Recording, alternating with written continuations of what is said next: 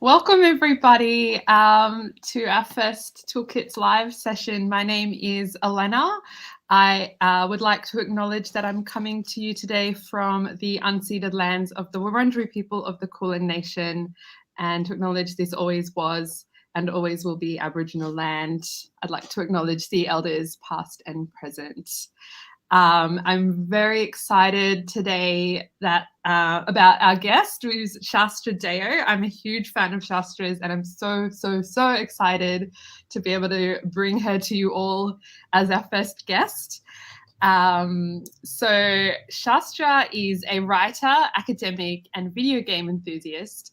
She holds a Bachelor of Creative Arts in Writing and Literature, first-class honours and a university medal in creative writing, a Master of Arts in Writing, Editing and Publishing, and also recently submitted her PhD in creative writing. Congratulations, that is massive. Well done. Shastra's first book, The Agonist, which was published in 2017, also won the 2016 Arts Queensland Thomas Shapcott Poetry Prize and the 2018 Australia Literature Society Gold Medal.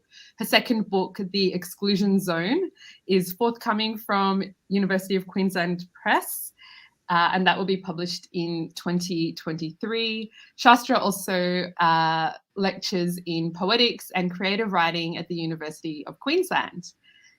And so that's Shastra. And I'm Elena, and I am the facilitator of the Poetry Toolkits this year, and I'm a poet and editor and mishmash of lots of things.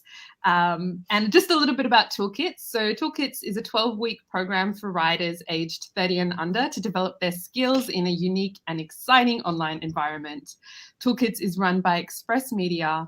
Express has been around for over 30 years, developing, supporting and promoting young writers through workshops that develop skills through opportunities for constructive feedback and publication, such as esteemed publication VoiceWorks, which you're all probably familiar with, and also through awards and programs that recognise excellence.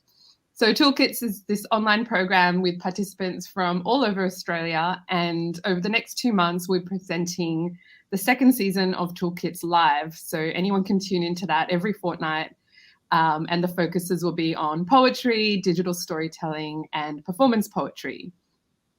The Toolkits Poetry Program is presented in partnership with Australian Poetry and generously supported by the copyright agency Cultural Fund. And this session is going to be available on YouTube as a resource, and it will be captioned in the coming days. So we're about to get started with our Q&A, but if you would like to ask any questions, you can jump on Twitter. The hashtag is #EMToolkits, or you can use the live chat section on YouTube. So throw your questions as they come up, and we'll try to get to them throughout the session if we can. Otherwise, we'll go to them at the end.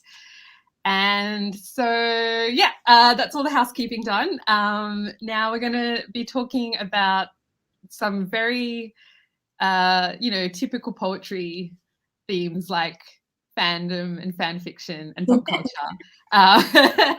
But I think we're going to find out today why those, or how those kind of themes can intersect and why they become such fertile ground for poetry.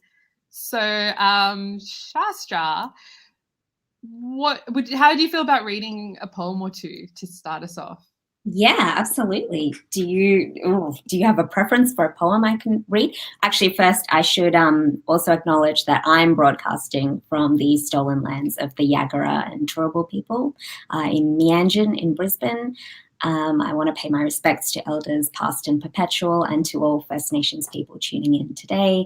And I think that, although colonial violence continues to this day, First Nations people have a long and unbroken history of storytelling, of knowledge that is essential to Australian poetry today. So thank you. I would love to read something. Do you have a preference for what I should read? Oh, look, I think you know what I'm going to ask. I've been really fanging to hear some Venom poems. I was I can read something. This is maybe I can read a section of something because I wrote a Venom poem, but it's like 800 words long. I think it's a Venom short story. You know, I've been having this issue where it's not knowing whether something should be prose or a poem, and I think that's an interesting problem to be coming across in recent times. But I can absolutely read the start of something if that would be. Yes, please. Nice. Okay. The start sounds great.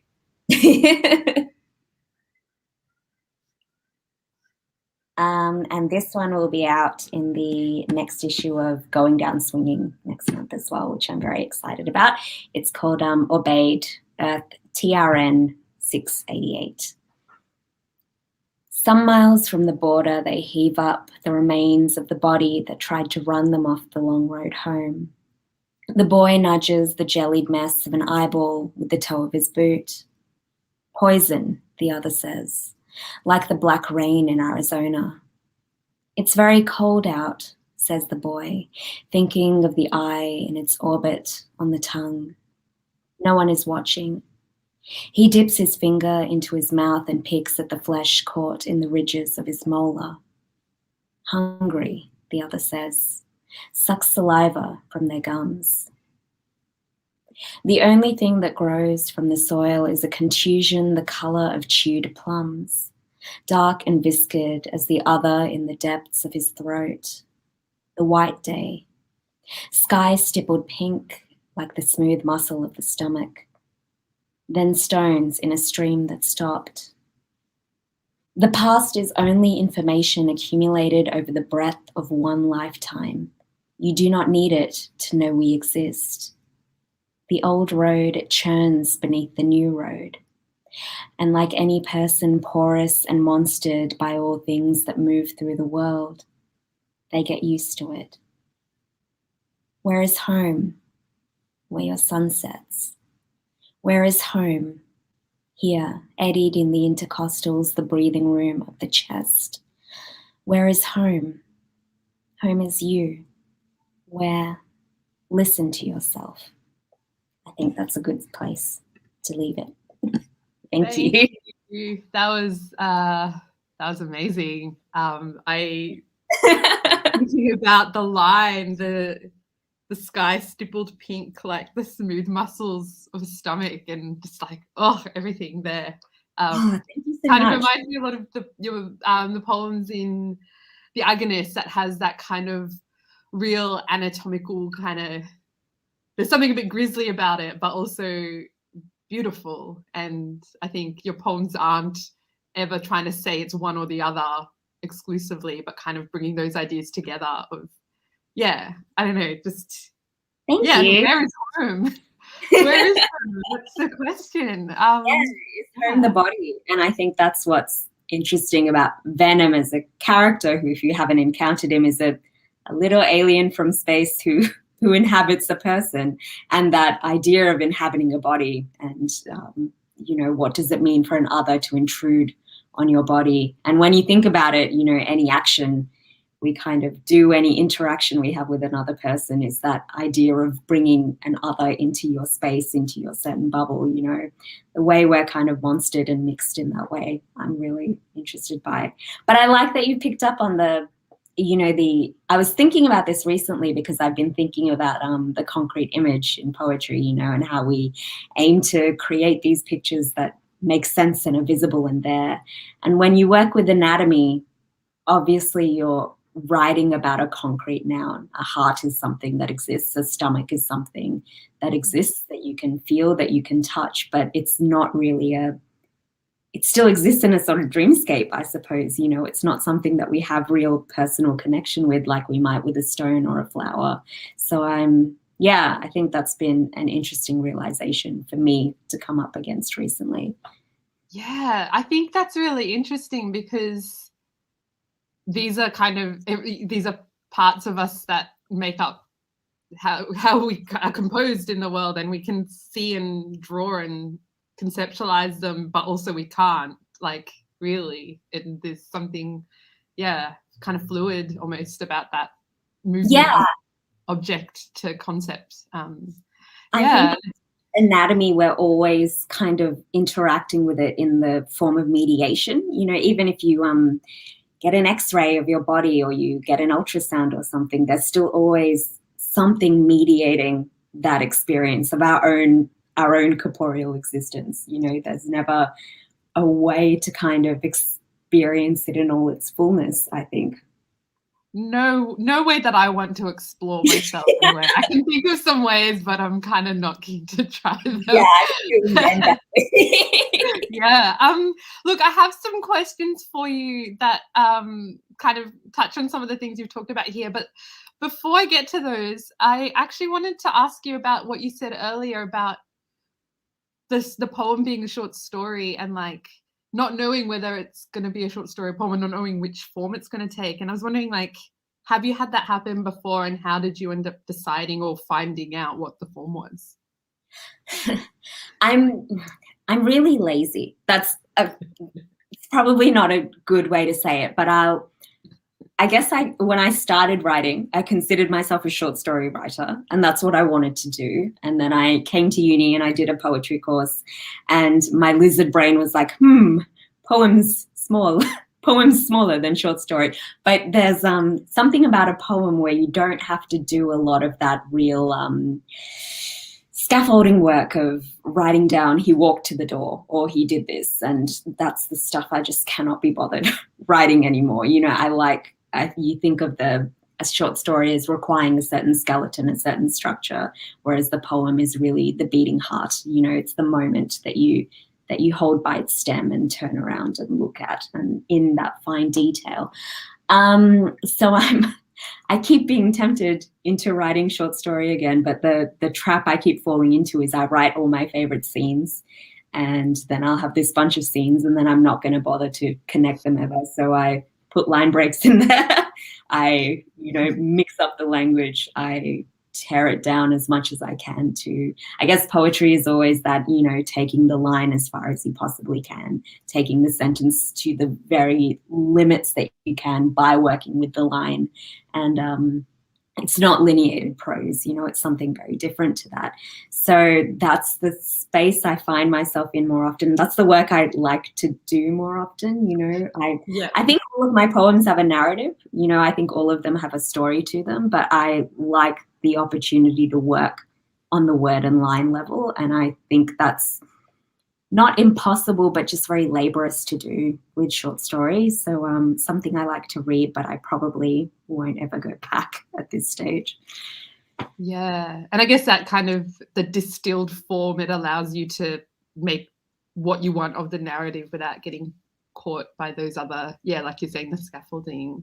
Yeah, the logistics, getting it from one place to another, and I just don't have the patience. I can barely do that myself as a human being. So yes, no. I'm glad that you sort of, because you started saying you put line breaks in, but I'm glad you went further in what you do after that, because I think some people do find themselves getting into that trap of just thinking just about line breaks or just kind of on one level of the enjambment or whatever. But like, from what you're saying, it's more than that, right? It's also kind of examining each line and looking at what it does when it becomes a poem as a form, and not just breaking it up, which I think is really good to note. And also I like that you're lazy, because I'm also lazy, and I'm also no, I can't say also, this is just me. I'm a failed short story writer and a failed prose writer. Cannot write a sentence of prose I actually like. But also that idea of being lazy, it's like that can sound negative, but also what it could be is like where you're guided to in your writing practice, and it's the thing that maybe feels more natural or something, is another way of putting it. I don't know. Maybe that's just because I'm also lazy, and so I want to put a nice spin on it. But anyway, thank you for letting me go a bit off the cuff there.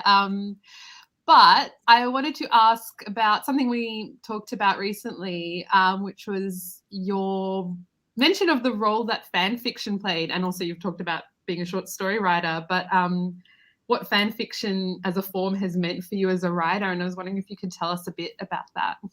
Yeah, absolutely. I say short story writer, but I think everything I've written has been like a fan fiction in some form where I've just changed the names or made it, Captain America living in suburban Brisbane and just taken those archetypes of the characters and worked with it in that way. And I think I've been writing fanfic since I was quite young, like my early teens. And I like I like engaging with existing stories and I like finding the gaps that exist within them, which I think is a really easy thing to do in terms of video games, in terms of TV shows. There's always a perspective that's missing, especially when you're an othered person. There's always a point of view that's not quite there. So I've been working in a fan fiction space for a really long time and beta reading in that space as well, doing editing work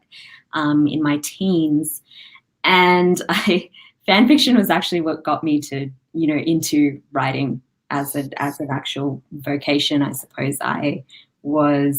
It was 2010, the summer of 2010, I think. I was writing a big, long fan fiction on a video game series called Persona.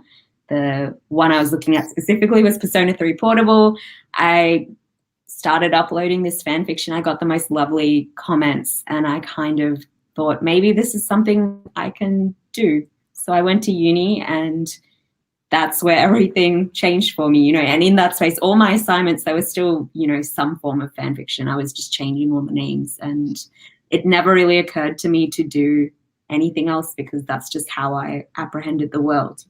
I took characters, remolded them as my own, and then set them out into space. And then it ended up being the same thing with poems for me because I don't know, I think some people, when you start writing poetry, because you're so often so focused on the I, the confessional I, the I speaker, and you can fall into that trap of writing about yourself. But I've never been wanting to move in that direction. I just instantly started writing from, the eyes of these characters. And I think it worked really nicely for me until I got to a point where people were asking me if, my mother and I had driven and maybe disposed of a dead body.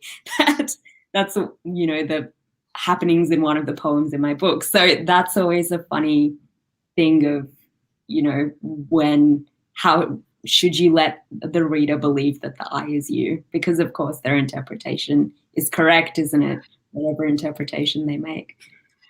Well, yeah, I mean, it raises a question of when a poem has the lyric I and maybe a confessional I, but when that I is in the poem, even when it's not a fanfic or other character kind of based poem, is that I also the poet?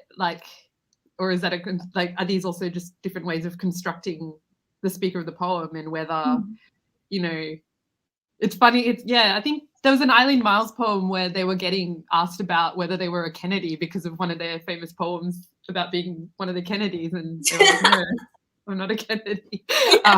But yeah, similar thing, and it's that idea that what's the freedom that comes out of that constraint of adopting another character or entering another structure. I just want to chuck to a question real quickly because we're on this topic, but Eunice wants to know, can you talk about your fandom journey? What was your earliest fandom and what are your current ones? And you've mentioned a couple already, but any others? The earliest one I can remember was there used to be this anime that was on in the mornings on Cheese TV. That's what it used to be back in the day. And it was called Zoids. And it was about mecha, these big robot things that people used to pilot. And I was obsessed with it. I think in my school notebook, I was just writing weird self-insert Zoids fan fiction. So that was a weird, probably very niche one as well. But I think then the next thing I can remember being really obsessed with was Final Fantasy X, which was the first Final Fantasy game I played on the PlayStation 2. And that was a very formative moment for me too. In terms of right now, I was super into Venom about a week before now, and right now I'm just very tired. It's been a very like long and busy week. And I think with me, to use the phrase hyperfixation, that's what it is. I'm either entirely, completely devoted and interested in something, or I just don't care. And at the moment, I think I'm in that space where I'm between fandoms and not really deeply involved in anything. That being said, the new Venom film is coming out in October. So I'm hoping to get back into that. The new season of The Witcher TV show will be out in December, and I wrote so many poems on The Witcher as well, so I'm very keen to get back into that. But I think it's that, I can't really write about anything that I'm not completely, totally, absolutely obsessed with. Otherwise, it just doesn't seem to ring true for me. I can't find the voice, or I can't get into the character's mindset if I don't have that level of care or of obsession, I think. Yeah, that raises an interesting question as well. I think what you're describing kind of reminds me of like the little bugbears we get, and it might be a character from a show or a world that we've been encountering. I am not ashamed to admit that I've written poems that are about both Grey's Anatomy and the Fast and the Furious franchise, but and in one case in the same poem. Yeah. So I relate to that kind of obsession that you're describing. I wonder, and maybe I'm jumping ahead over here, but I wonder whether there's another process that you have when you're in between, or like, do you find that you just don't write poetry at all, or do you find that your relationship to writing changes in those in between times? I think it depends on what I need to be doing at any given time. Sometimes I have commissions, so you're in that position where you have to write something. And when it comes down to that, I'm just super interested in words and etymology. And I can more or less sit with a word or just go on a bit of a Google. I just do a lot of define and type in random words and see where it takes me in terms of etymology. So that kind of space is probably the kickstart for, I've written many poems just working from one word and kind of expanding outwards in that way. So that's probably what I should be doing now as well. I'm just in a bit of a poem. I don't think I've written a poem since probably for a few months now, which is fine and which I feel okay with. I feel very strongly about, rest phases, input-output phases, I call them, where sometimes you're just receiving from the world and then later on I will be ready to output. But, every now and then when you actually need to write something, I think just starting with the word, starting on the word level is what can get you there when you need to get there. Yeah, and sometimes those words might not be that come to us. They're not immediately there, but we can find them or they can find us. And yeah, it doesn't have to be like, I mean, it's good when it is, but it doesn't have to already be there. Absolutely, yeah. And I think that's a really important point you've made about input, output, or like rest phases. I think that like for all of what we think and what we're talking about, these sort of fun or maybe kind of adjacent to poetry entry points and kind of silliness around it, like there is something about the form that like is asking of us, right? Like it takes something from you to make poems, and some people can be constantly writing and some people need to constantly write, but also it's totally fine and okay, and I think encouraged to have periods where, I like the way you put that, receiving from the world. Yeah. Thank you. That's great. Okay.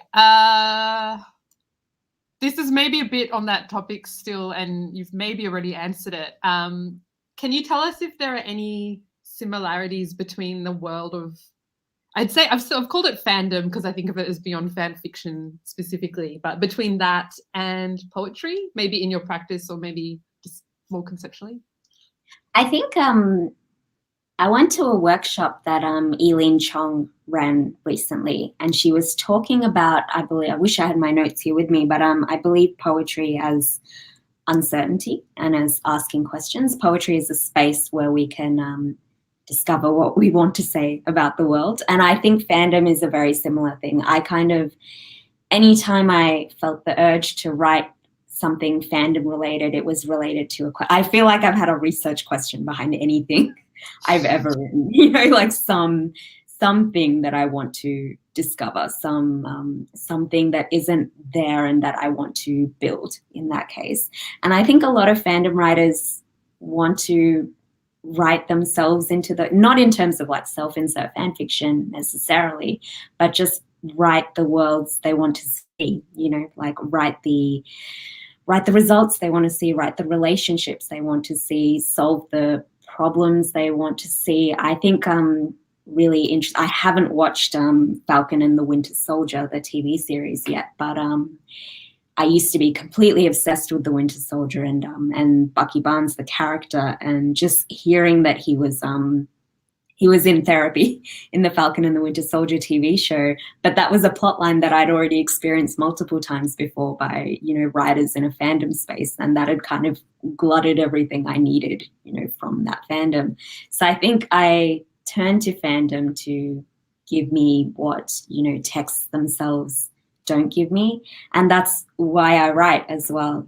I write because I can't see what I've written in the world yet. If I already, how sometimes you read a poem, like I read a lot of Anne Carson and think, oh, I can retire. Like that's there. I never need to write anything again. But then of course the desire comes up again, the gap is revealed to you again that you can write into. So I don't know if that answered the question, but yeah. No, that's really, yeah, it did. Yeah, that's really interesting. Also, I really want to know what is it about the Winter Soldier, because like the Winter Soldier that I sort of felt coming out of the Agonist, like I guess I could only see it in the kind of pop sheen of it, but you really dig deep and you kind of have thought about this quite deeply, and I can see it in the work. And I was just wondering, like, can you tell us in your words what it is for you about the Winter Soldier? And yeah, he's a traumatic subject, right? Like if you look at it from a trauma studies perspective and a hauntological perspective on trauma studies, you have this self that doesn't, a self that has no I. He's a character with no I. His subjectivity is removed. He's a person that is object, that is used to do. He is a ghost, they call him a ghost in the narrative itself. And I find that in itself interesting. Like, what is it like to exist if you're not an I, if you don't have a subjectivity, if you don't have a voice in which you can talk about yourselves in terms of the I?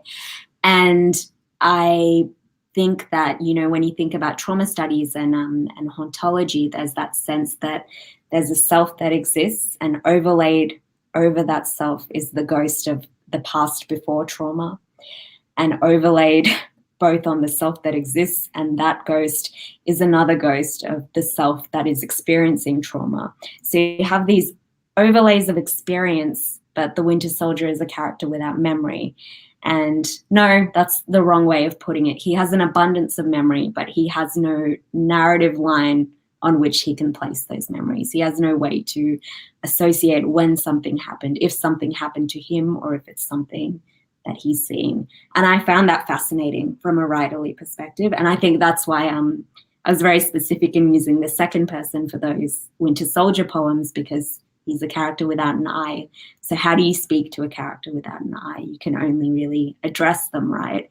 And having him as simultaneously this addressee, but also the speaker subject of the poem. I don't know if it came through entirely, but that was part of the intent there, of being only able to talk about yourself in a you rather than being able to take ownership of the I. So I find it really, I could go back to it at any time because I think it's a fascinating, that idea of destructive plasticity, what comes up, what reoccurs, what self appears after that much trauma and that much, and that absence of identity, what self is created in response to that. That's fascinating. I feel like, I'm going to be thinking about what you said for quite a long time. And I want to go back and reread those poems again with what you said in mind, because it didn't even occur to me. But the direct address needs to be the structure of it, or the voice, or the direction of it, or whatever. I'm losing my words, but what's the subject without an I in them? And but also at the same time, it's like I feel like maybe with more kind of sci-fi or spec figures, we have characters like this pop up a lot, but I think that your recognition of that trauma aspect of it is really key, because that's what folds everything in a particular way and is giving you this kind of meat of it, almost, that it sounds like you can just keep going and digging. And also that, I guess, like, in some ways he's a sort of minor character in that universe, and so maybe doesn't have the same level of like spotlight or contemporary attention in that sense, that we, just thinking about like what the way people write about those sorts of characters. And sorry, just processing what you're saying and as you're talking. This is really amazing to hear. I think it would be really interesting to see what poems you write in the future, and like what journey they've taken from those ones. Okay, so some of the questions that I was going to ask you, you've kind of already answered a few of them already. I was going to ask about like any characters or figures or worlds that you've maybe avoided, but it doesn't sound like you're deliberately avoiding anything. You sort of go where your interests lie. But I guess what I'm interested to know is, have you ever tried to go down a particular path with a world or with a fandom kind of universe or character? Have you ever done that in a way that you couldn't quite get at it, or you got stuck? And do you know what you did after that? Yeah, I had this problem very specifically with, if you follow me on Twitter, you'll know one of my favorite characters is Goro Majima from the Yakuza franchise, which is a video game series. And I was obsessed with this character, but I couldn't, he wasn't giving me his eye. That's the easiest way to put it. I could not get into the eye of this character.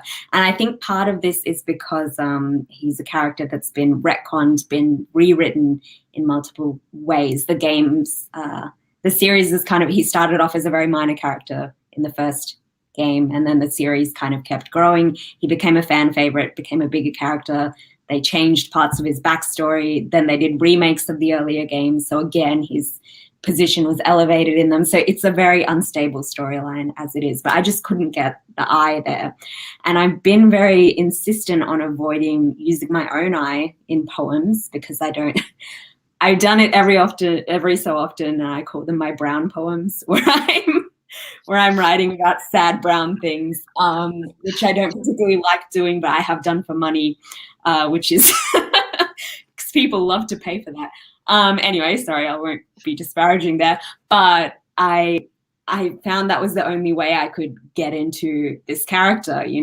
That was the only way I could write Majima poems, was actually using my own eye to write them. So I ended up writing a poem I'm still really proud of, Self-Portrait as Goro Majima, which was a poem about play and the experience of play. And it was a fun experience for me, because it made me realize that I could use my eye without having to write a brown poem. So that was, it was a good time. It's like you made it work for you. Like, you made it work for the poem, and it was two things that you've maybe had that kind of complicated relationship to for some reason. I like that idea of not being able to find the eye or get into the eye, because I was thinking about what you said earlier about like finding gaps, and it sounds like there would have been a lot of gaps in this space in that sense, but then actually it's not quite the same thing, because it's the gaps that you find elsewhere are still kind of anchored to some other aspect, whereas this is like maybe a bit nebulous or yeah, as you're saying, the way that the character had changed over time had made it harder. Yeah, sorry, I'm just repeating what you said. Also, Rory asked basically, yeah, you asked the question. So thank you for validating that was a good question that I asked. And that Shastra answered very well. Yeah, sorry, lost my train of thought. Okay, can I ask you about the Brown poems, and can I ask you about whether has your relationship to that style changed over the years, and do you know if there's anything that's helped that change, or yeah, just interested in your thoughts, because I think I can maybe relate to some of what you're saying, but also we've obviously had different experiences with it. But yeah, can you talk a bit about that if you're comfortable with it? Yeah, absolutely. Probably the first Brown poem I wrote was it's in the book, The Agonist. It's called Kum, or Lexical Gaps, and it's dealing with my experience of losing a language, more or less. And I think that's my main, probably a lot of people have experiences about being a person of color, and that's always been the biggest thing for me, having lost a language. And it's more that was a language I potentially could have used for poetry, and now it's, it's out of my reach. And I'm interested in, we were talking just earlier about pronunciation in language, and how the mouth or the tongue can't remember how to do it, or can't do it anymore, or simply can't learn it, and I find that in itself fascinating. So that's something I like to explore. The issue is I've had a lot of people reading my poems and then often asking about assuming something about the I. And in many ways, I regret putting that poem in the collection, because it's the one poem that uses my I as the I. And it instantly, colors the other poems by doing so. And I almost wish it was a collection that was entirely in persona, so I could say this is entirely in persona. I don't know. I think it depends on your reader, and I think a lot of people are hungry to see themselves represented in poetry, which is a good urge and a incredibly valid urge as well. But I feel like I don't owe my I to anyone, and I'm very resistant to who I give that I to. And I frankly don't find writing those works particularly interesting, because I don't have a question, there's no question there for me. I know what I've lost. I've explored what I've lost, in terms of poetry very often. And I'm kind of at the point now where I don't need to write any more Brown poems. I might still, if I get lots of money, I'm willing to do a great many things for money. But that's it's not the work that drives me. It's not the work that interests me. It's not the questions I want to be asking in my work, I think, is probably the most straightforward answer, maybe.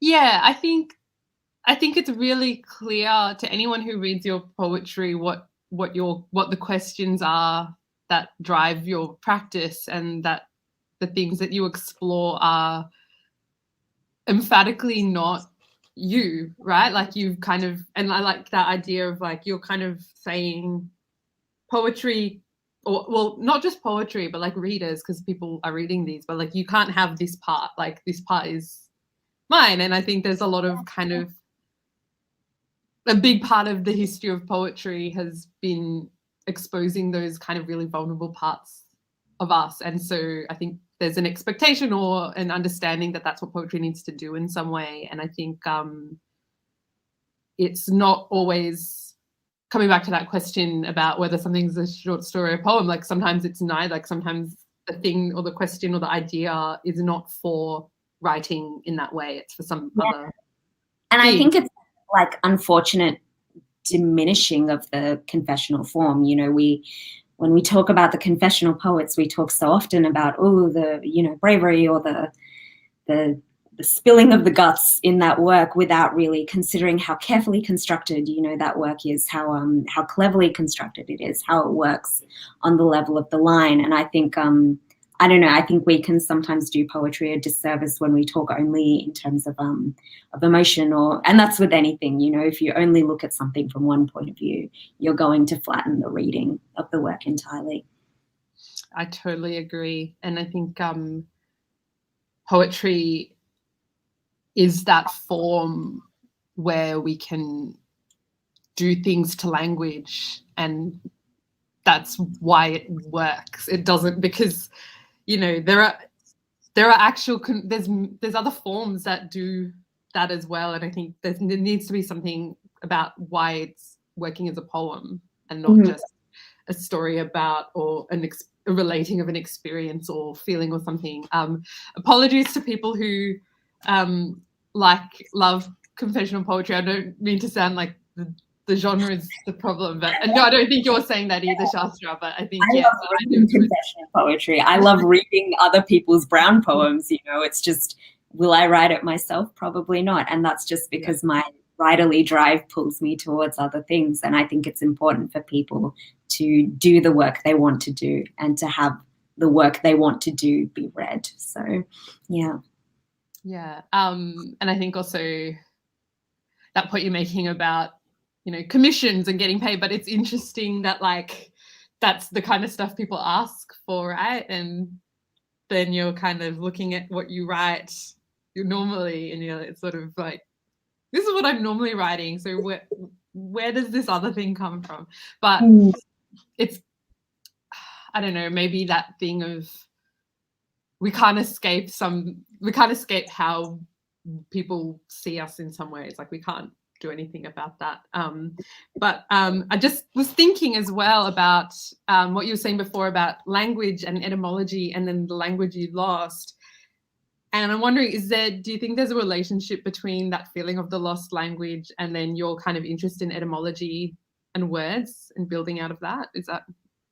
Absolutely. I think, like, you know, having lost Hindi as a language, I kind of thought I'm going to get as good at English as possible.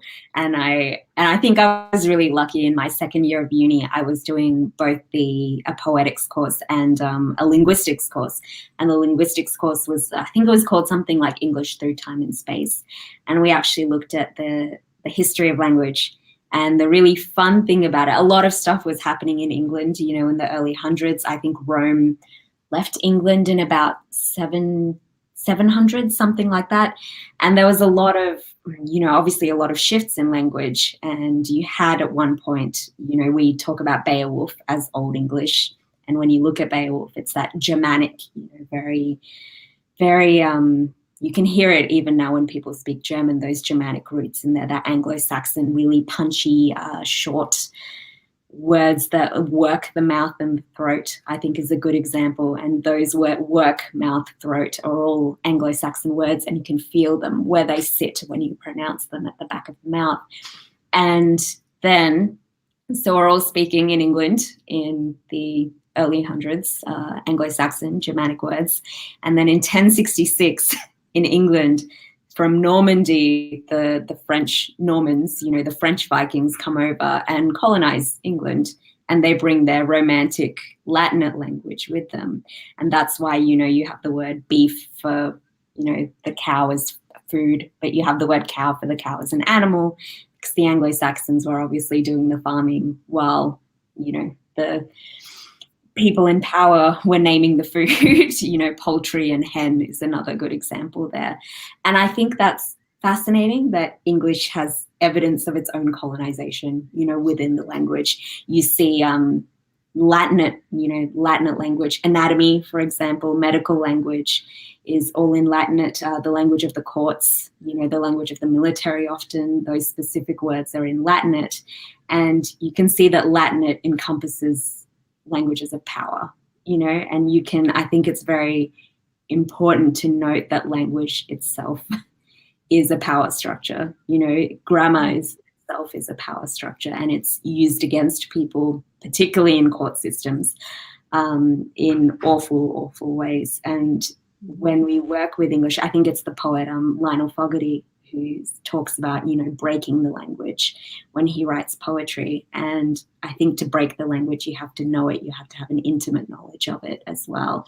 So English just fascinates me as a language, and I can just very happily sit with a dictionary and go backwards as far as I can. And I think when you start noticing, the differences between Anglo-Saxon and Latin words, you start hearing it everywhere. And you start feeling, the differences in that language as well. And the Anglo-Saxon sits in the body. And it's funny, I love working with anatomical language, but when you pronounce it, it sits, somewhere at the front of the mouth and within the mind as well. It's not something you feel in the body at all. So, yeah, anyway, sorry, tangent from me. Oh, I do not want to stop your tangent. That's fascinating. And you actually went to where I was kind of thinking about asking you, which was coming back to that body and the experience of the body and language in the body, because you're describing where we hear it and feel it in our skulls or throats, but also like the idea that English like holds the evidence of its colonization is so amazing. And I think we see it now in that, yes, the kind of structures of grammar that limit or dictate, but we also actually, I think we see like how English flourishes with new usage and with the ways that it can encapsulate all the different kind of contradictions and other languages that it has been near. And I always love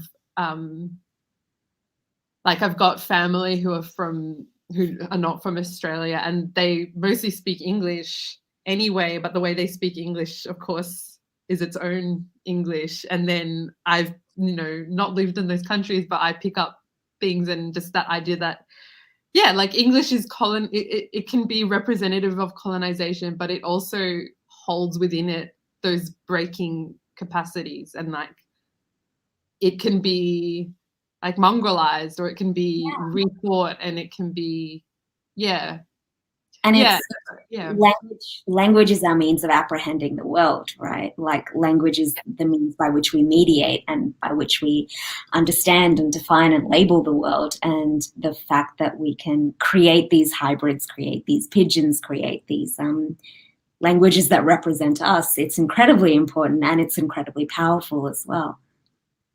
Yeah, that's amazing. Thank you.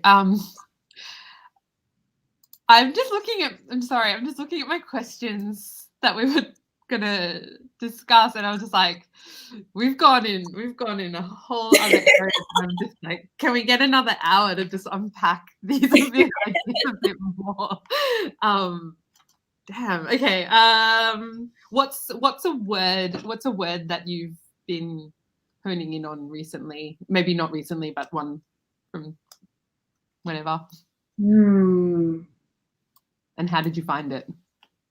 I think I've just been thinking about teeth recently, because I've been thinking about that poem Baby Tooth Survey, which we were talking about. And I never realized how many of you look at, the etymology of teeth and different kinds of teeth, and it's almost all of it is Latinate. They're all Latinate words, and they don't necessarily sound like Latinate words. molar comes from millstone, which they use to grind flour, which I think is a lovely little representative language. I think I love, the incisor, the ones at the front, but the canines as well, which again, Latinate word canine versus dog, which would be the Old English or the Anglo-Saxon.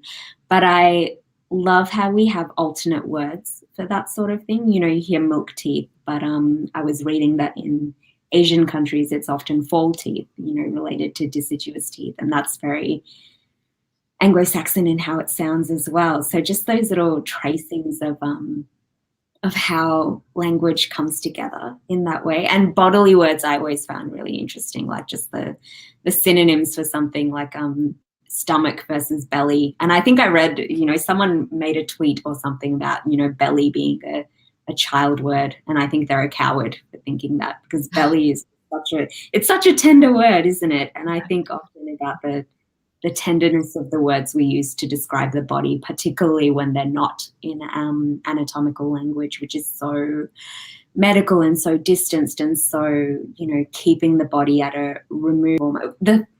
I guess the funny thing about anatomical language is it's so specific, right? Because you can kind of, the thing that appeals to me about anatomical language is you can point to the specific section of the body and say, you know, I'm keeping my love in this aorta. I'm keeping in this specific section. You can point at any section of the body and it has a specific name. But nonetheless, it's so removed from the experience of being a body and from doing a body as well. And I think the words that we really identify with often when we're talking about bodies are those Anglo-Saxon words, which just naturally, when we speak them, when we sub-vocalize them in the brain, they actually work the way our bodies work. I don't know if maybe I'm being esoteric and strange there, but I don't know.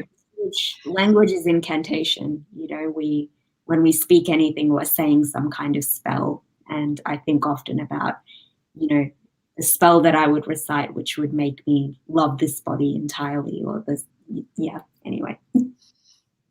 Language is a spell. It is. It is.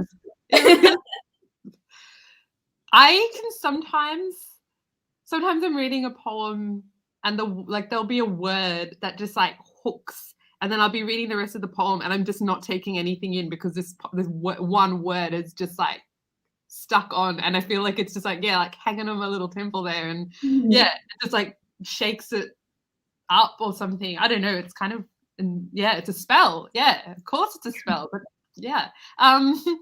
Yes, I just want to go to the comments real quick. And we've got a question. Rory wants to know, are there any fandoms circulating your thoughts in relation to your next collection? I want the goss on book 2, eye emoji. So book 2 is The Exclusion Zone, and that's coming out in 2023. I'm really excited. I'm working on the edits for that now. What did I do in that book? That was my nuclear book. I'm still interested in nuclear waste and what it does to us.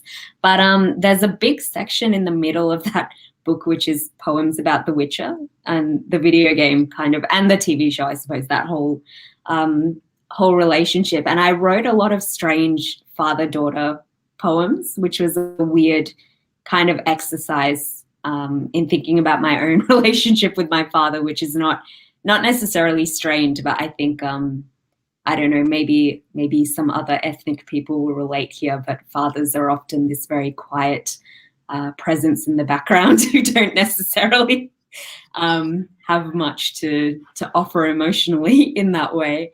So writing those poems was really tender and really fun to do as well, like this whole series of just strange father-daughter poems. And I was just obscenely obsessed with The Witcher as well. And I think, I have some Majima poems in that collection as well. But I think it was a weird one for me because I started writing very short, very normal. They always tell you when you're working on a poetry collection, like, oh, if you can include some place poems, you know, a reviewer really loves a place poem because then gives them something to talk about, situating you in a particular neighborhood and that sort of thing. And at first I was like, oh, that's cringe. But then I started doing it and I started liking that as well. So I think I'm slowly growing more comfortable with using an eye that is close to my eye. I would still call it a speaker eye, but playing at that and creating personas that are not necessarily entirely fandom based, but not entirely me either, which is a nice space to be working in. It sounds like a really great progression that has developed from your previous book.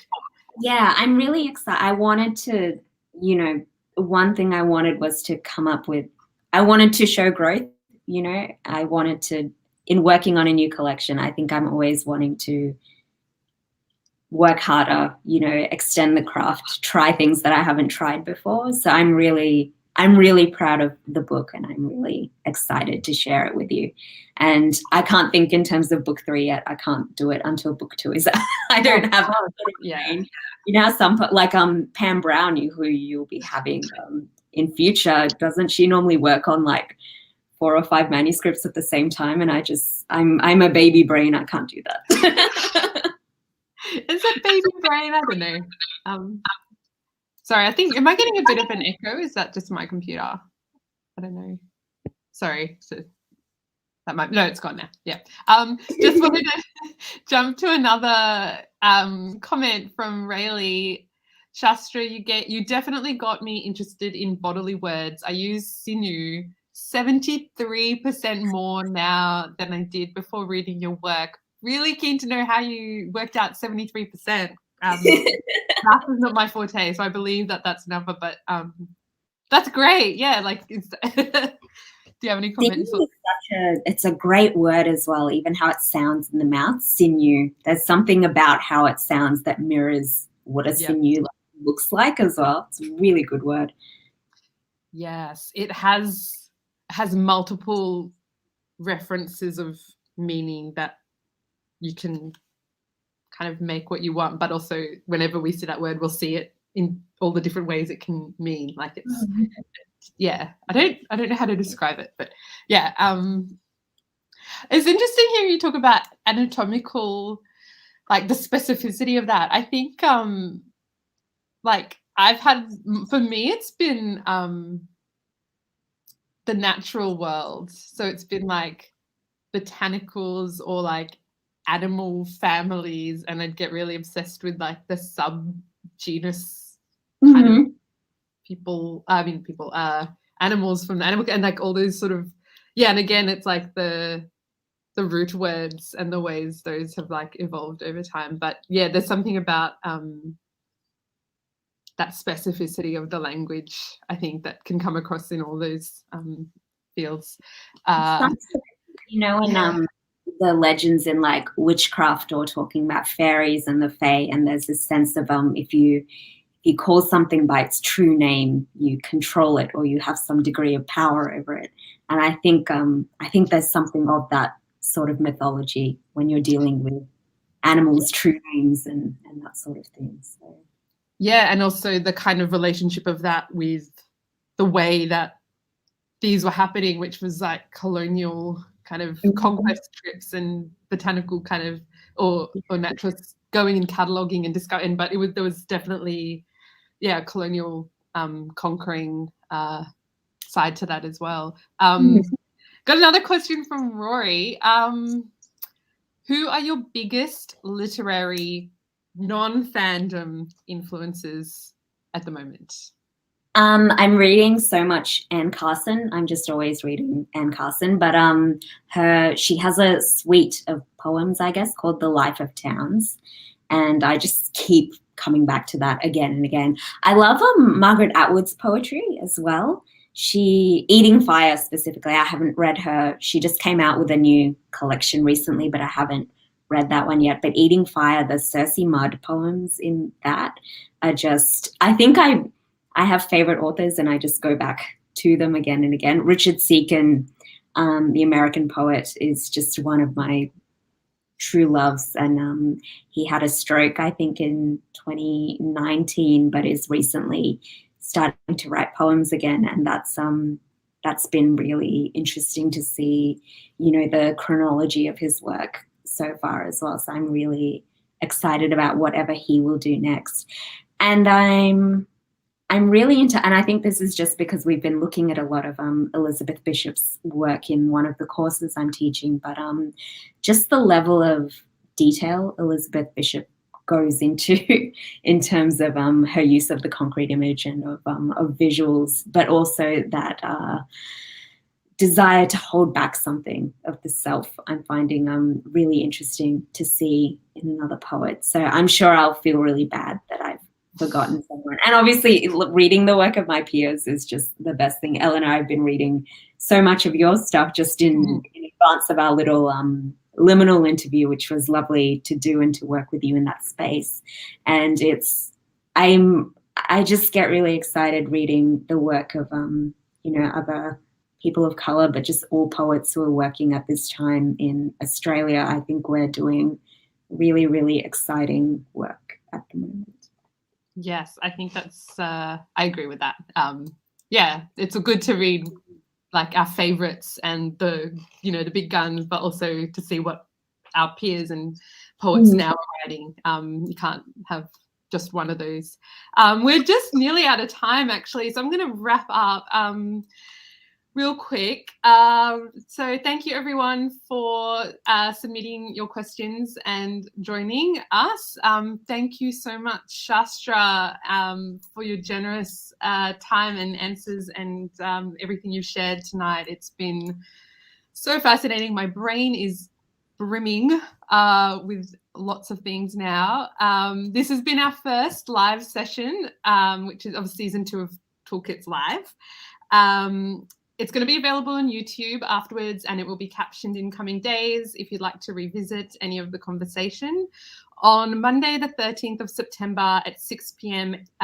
Eastern Standard Time, our digital storytelling facilitator, Rory Green, who's been giving us all these great questions tonight and is also a very excellent poet, will be joined by Tegan Webb for the next Toolkits Live, Navigating Digital Tools. I'm really excited to see that one as well. You can tune in on the Express Media YouTube page.